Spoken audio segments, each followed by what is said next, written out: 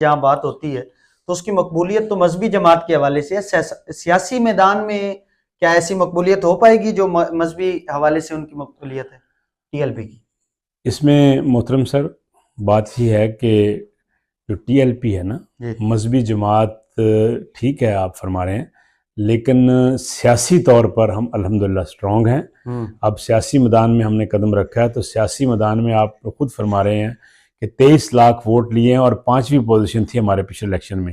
اگر ہمارے صحیح یعنی کہ جو فیئر اینڈ فری الیکشن جیسے ہوتے ہمیں ووٹ دیے جاتے تو ہمارے ووٹ بہت زیادہ تھے۔ اچھا بابر صاحب، آپ کہہ رہے ہیں کہ 23 لاکھ آپ نے ووٹ لیے جو گنتی کے مطابق آپ کے پاس پہنچے، اور 5ویں بڑی جماعت پاکستان کی کہلائی ووٹوں کے لحاظ سے۔